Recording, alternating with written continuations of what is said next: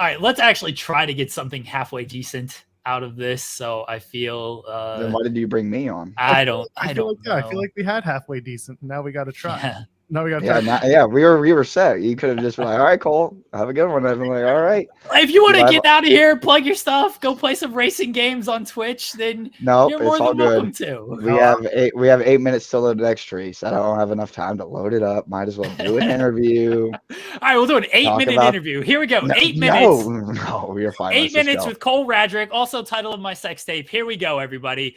BLP Heavyweight. There's 5 minutes of crying in this involved. What? 7.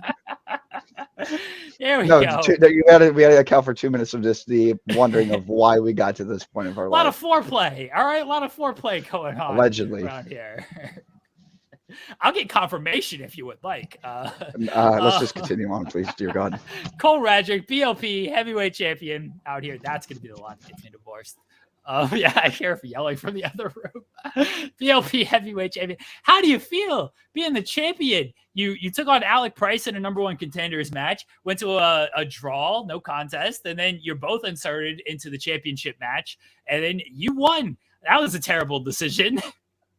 Whoa, first off, that was not a terrible decision. That's what we call best for business.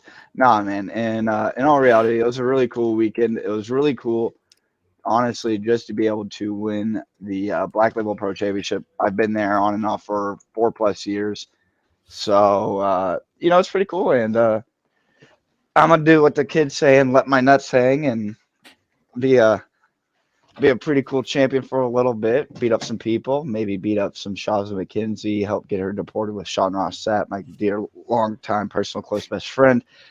And then we're gonna attend some AA meetings for some Sean Ross Sapp. AA, has a lot of different good uses, and I'm gonna try to get him off of his clickbait addiction. So it's a work in progress, It's always a flex when a champion just comes on, just like has the title and is like, here, look at this. Well, look at that. That's a big title too. Dude, you're telling me.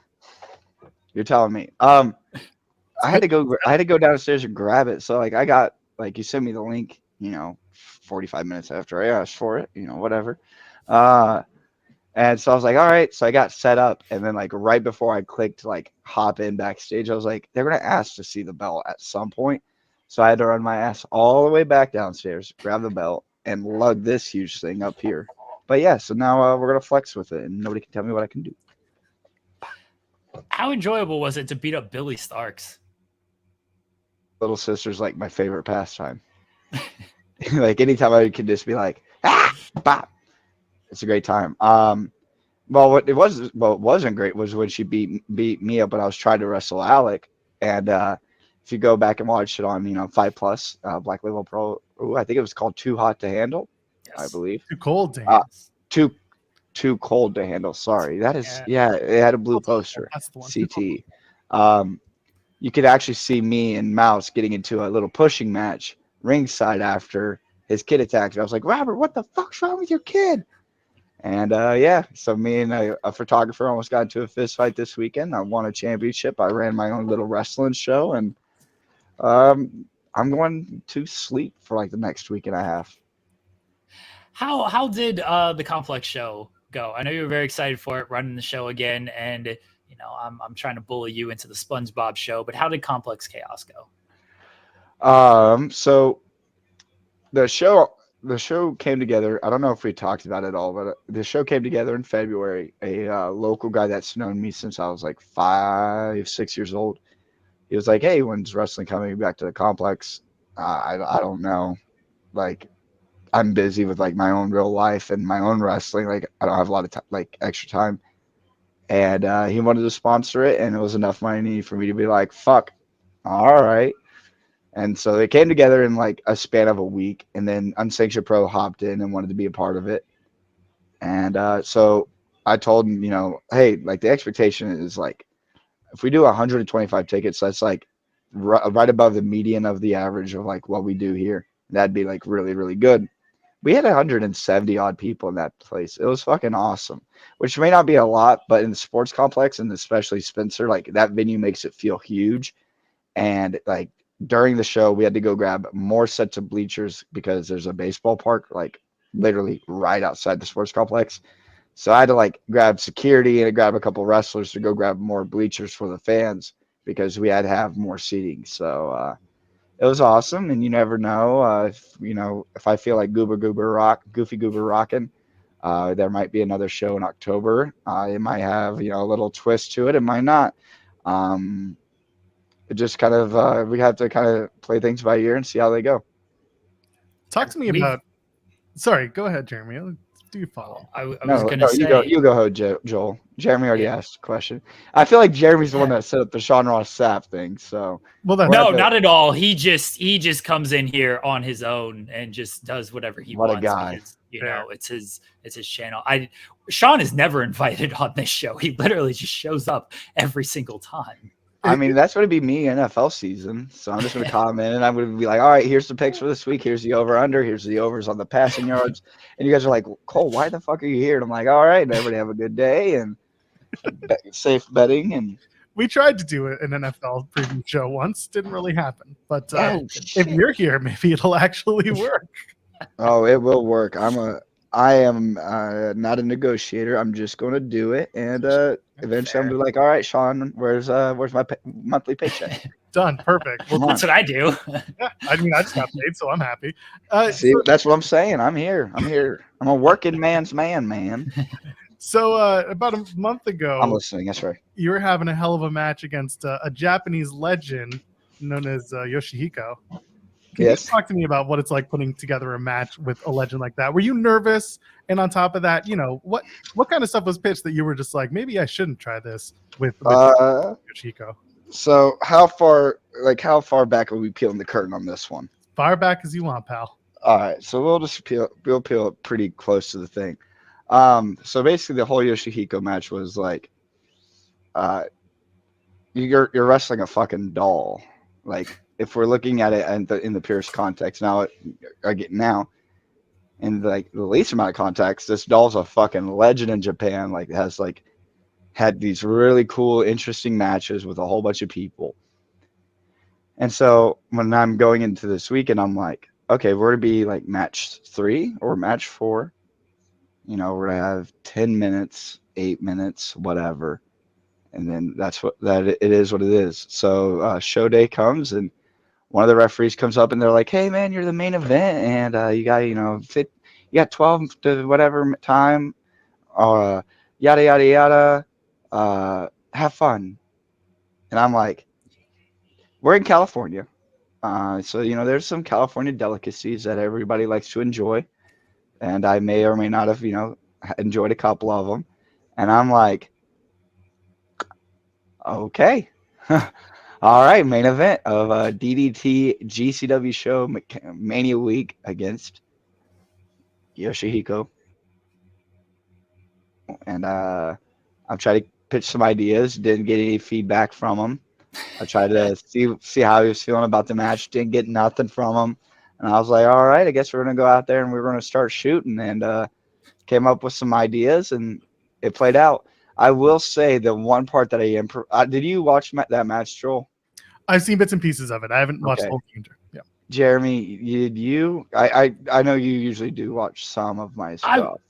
I watched everything from Mania Weekend. Asking me to remember it is a whole different Do you remember story. me like throwing the chairs in the ring at the doll? Okay, yes. This I remember. Huh?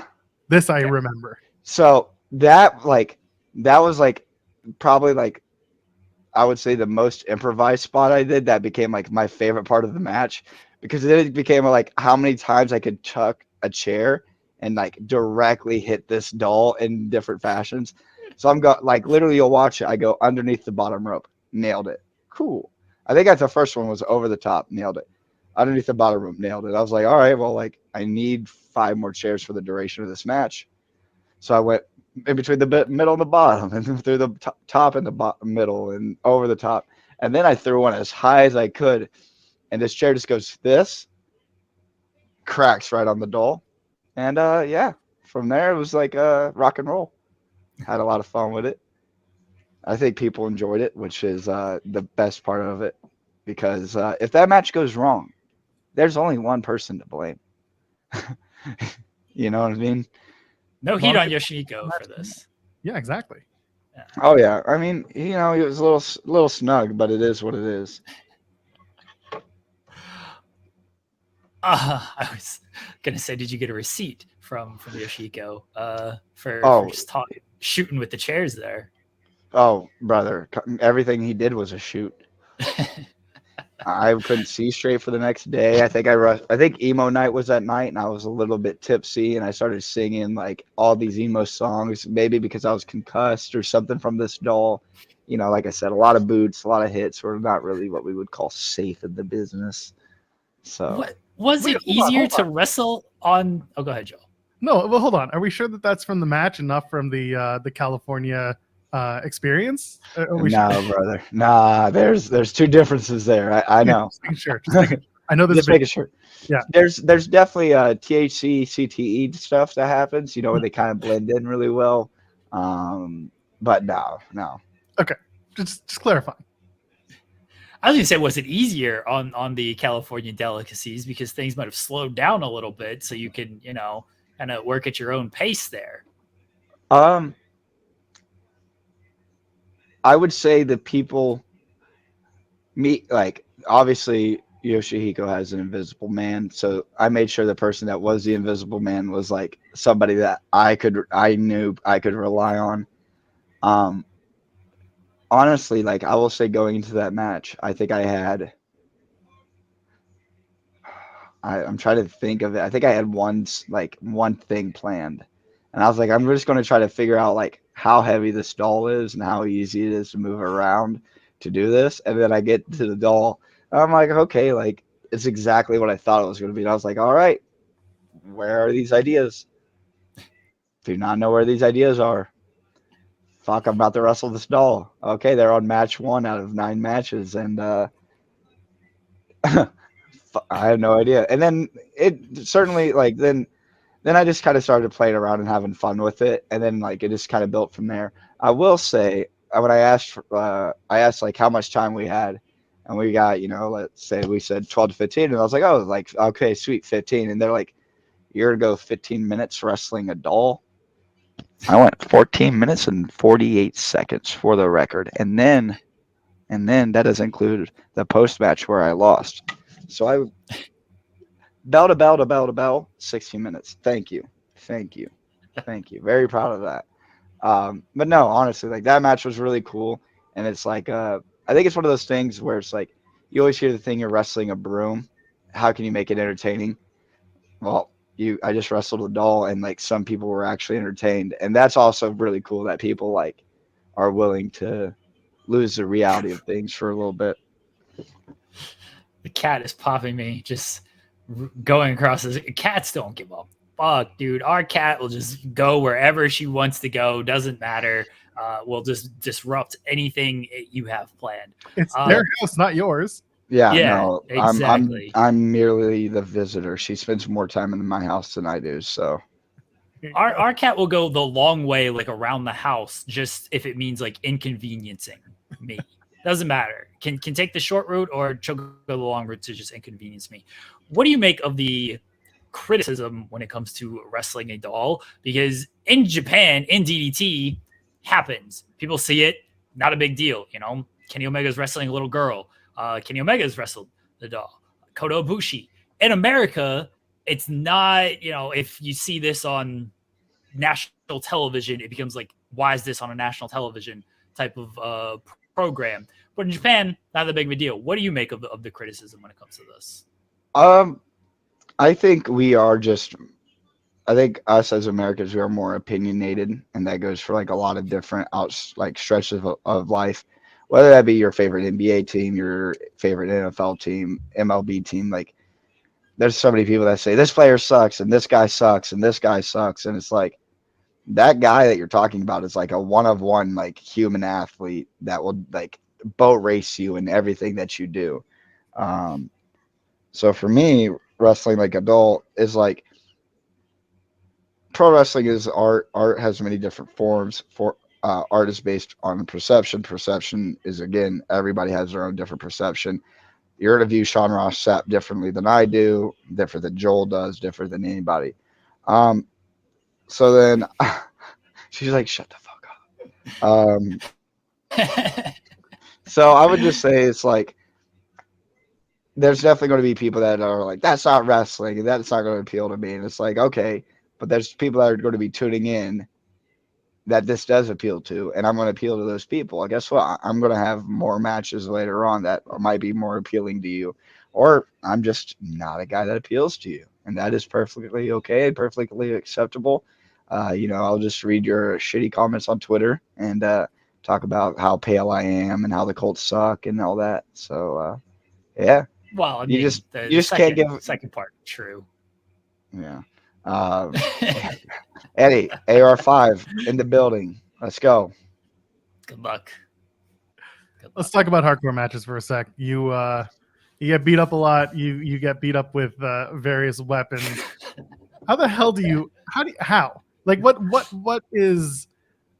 drives someone to participate in deathmatch, hardcore, whatever type of wrestling? I know it's art, but like your body has to be kind of ready for that. How do you do it?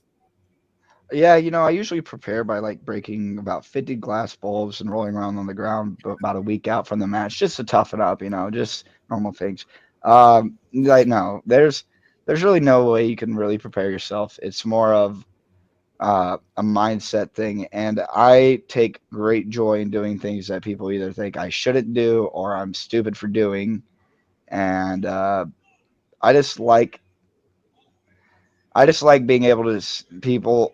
It's God, it's so hard to figure out the right word for it. It's cool seeing doing something that people have a real appreciation for. So the people that really appreciate deathmatch wrestling know that it does take a lot out of you. It hurts like a motherfucker. For a week straight, like anytime I stretch, it's like all my scabs are stretching, all the cuts are stretching out. And there are guys that do it way more than I do. Like, you know what I mean? And so it's like I'm an adrenaline junkie by nature. I love anything that makes me feel like, oh shit, anything go wrong at any given point. And I like the feeling of after the match, covered in blood, being like, we got through that. You know what I mean? Like we did it. And just the crowds are really, really intense. The crowd, there's always something in the air. They're always ready to go crazy. They're always like bloodthirsty. You know what I mean? Do you have a weapon of choice? Bundle of 6 light tubes. Let's go. Bundle of 6 specifically. 6 specifically. Okay. 6 specifically. All right. Cole, you gotta stop. You gotta stop hurting yourself like this. Brother, we're pro wrestlers. We all hurt. Listen. Some people were meant to live fast, and I think that's kind of my style personally. I've never really thought I was here for a long haul, so we're gonna be nope, that was your break. We're gonna be pushing the gas pedal the whole time. You just pushed the brake, Cole. That feels like a sign that you're pumping the brake. It was almost a clutch, okay? So okay, well, let's not pump the brakes then. You've done a lot of international travel. I mean, you've been to Japan, you've been to the UK. I assume everywhere and anywhere is on the map. Hell, you did Canada. Talk to me about wrestling in Canada, because that's a whole other can of worms, and that's fairly recent. I got to see you at GCW Worst Behavior. We didn't get a chance to chat, unfortunately, but you had one hell of a night. Why not? I think you were busy, and you were at that venue. It was crammed. I couldn't get. Is that Toronto? In Toronto, yeah, at the Opera House. Yeah. Bro, I've never had like a bad fan interaction at a GCW event. Like that was like really made me go like motherfucker until that event. And I thought everybody in Canada was nice, and like I was like trying to get to the locker room. So like there's the front doors, and I'm the idiot that I was like, I'm gonna try to go down these set of stairs and go to the side to go to this locker room. And I went to go to the right side so that way like I could just stick to the wall. And I went to go like down the stairs, and like some dude shoved me back.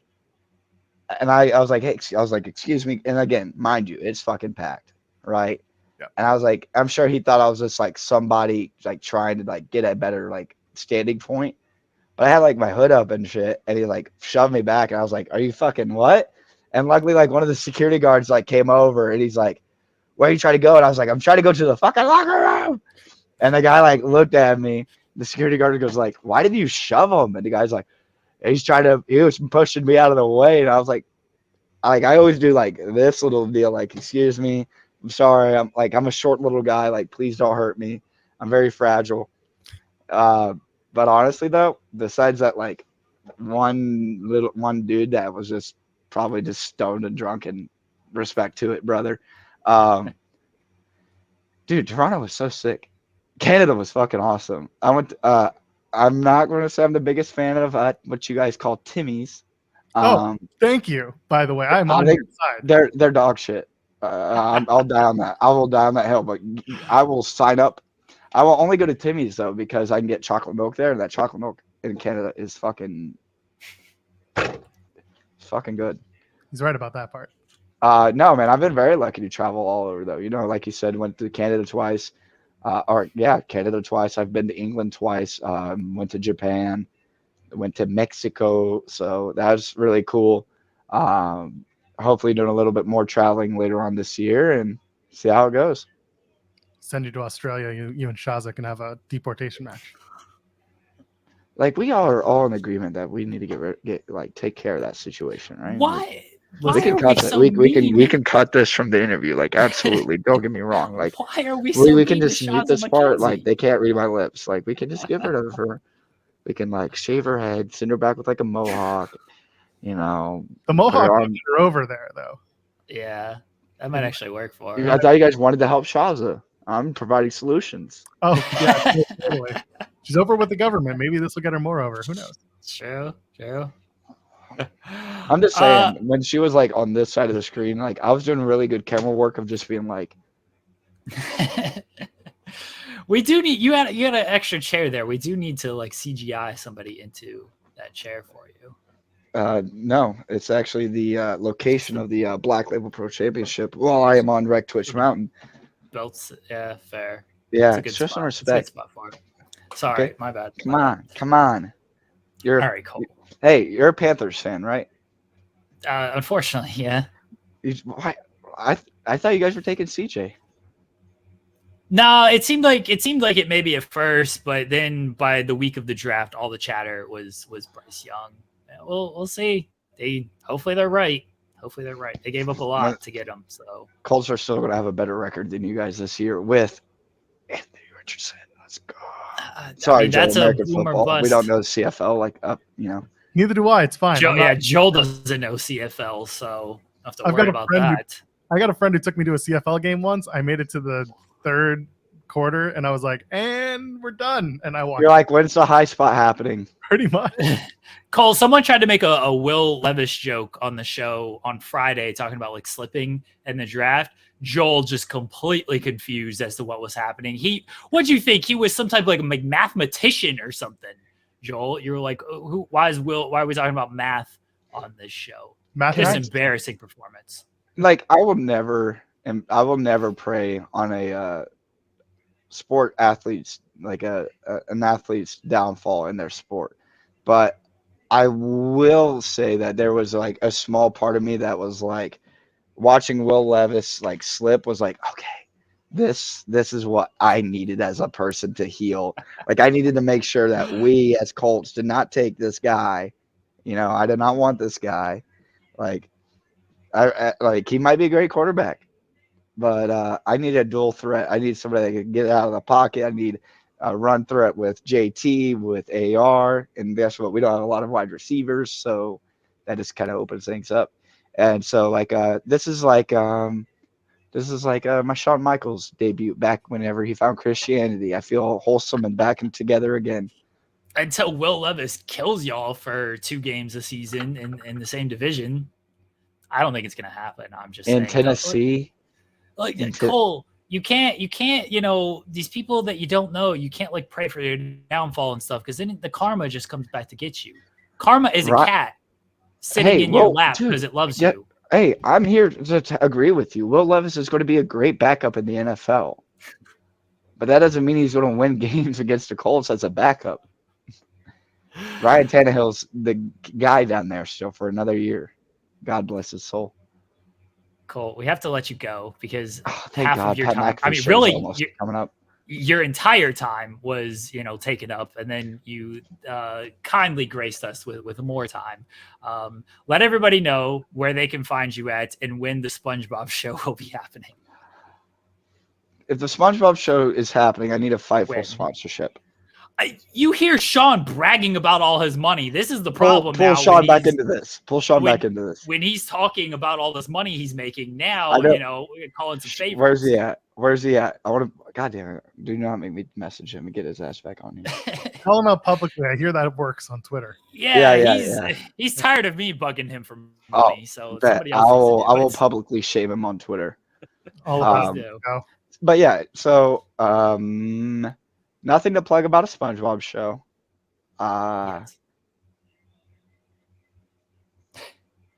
You never know. So if I run this show, Jeremy, you're coming, right? Oh, 100%. Yeah, assuming you said you're running it in Indiana. So yeah. Mm-hmm. Yeah, 100%. It'll be same venue I always run. Owen Valley Sports Complex in beautiful Spencer, Indiana. We had a sweet freaking after party at the bars in Bloomington. But yeah, so you never know. I might make an announcement. I might pop up on here and make an announcement if I decide to do a little bit of a bikini bottom thing. But until then, you can find me at Cole Radrick, COLERADRICK, on Instagram, Twitter, and then anytime you want, you could always find me at twitch.tv/Ratty Daddy number forever. The king of Twitch Mountain, wrecking fools in the racing on Twitch. Thank you, Cole. Cole, thank you, buddy. Appreciate you. Thank you for the 49-minute interview. That was supposed to be 20. Yeah, but guess what? Well. Guess what? It's yet another thing we can blame on Shaza. It's true. Hey. You can invoice Shaza for the time. I got you. That's not a bad idea. That's not a bad idea. Thank you, Cole.